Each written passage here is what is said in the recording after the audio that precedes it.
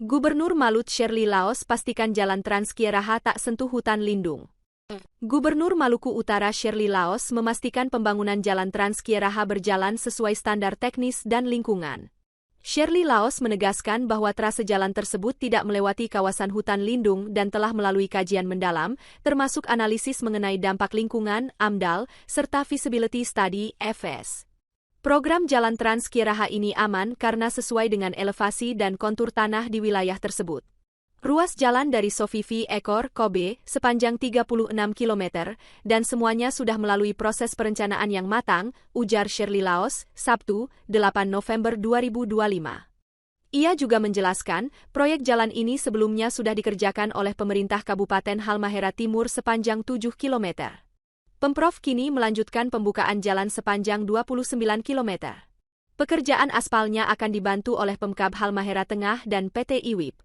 Pemprov sendiri fokus menyiapkan badan jalan dan lapisan sirtu pada tahun 2026, karena material aspal akan dikerjakan oleh Pemkab Halteng, jelasnya.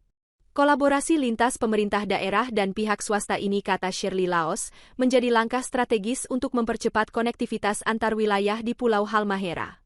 Ia menyebut proyek ini juga merupakan bagian dari upaya daerah untuk menarik perhatian Kementerian PUPR agar ikut mendanai proyek strategis ini. Program ini sebenarnya bentuk kesiapan atau readiness project. Jadi kita siapkan lebih dulu lahannya, desain, dan kelengkapan awal agar bisa mendapat dukungan dari Kementerian PUPR. Tujuannya, daerah memancing pusat agar ikut berkontribusi, ungkapnya. Terkait efisiensi anggaran proyek yang semula diusulkan senilai Rp186 miliar dan kini tersisa Rp90 miliar berdasarkan hasil review Badan Pengawasan Keuangan dan Pembangunan (BPKP), kata Sherly Laos, perubahan tersebut merupakan hasil penghematan dari evaluasi harga satuan. Awalnya kita rancang belanja jalan dan jembatan sekitar Rp700 miliar dari total belanja modal Rp900 miliar.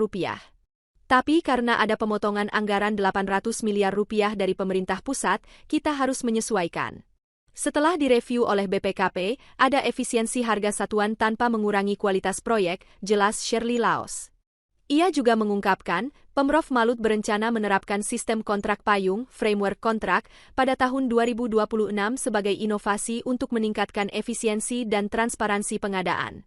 Dengan kontrak payung, proses pembangunan bisa lebih cepat dan efisien tanpa mengurangi standar mutu. Kita tetap pastikan marin wajar tetap ada, tapi anggaran bisa lebih hemat dan tepat sasaran, pungkasnya. Adapun, proyek jalan Trans Qiaraha ini menjadi salah satu program prioritas Pemprov Maluku Utara untuk membuka isolasi wilayah, memperlancar distribusi logistik, serta mendukung pertumbuhan ekonomi kawasan industri Halmahera bagian tengah dan timur. Download Tribun X sekarang, menghadirkan lokal menjadi Indonesia.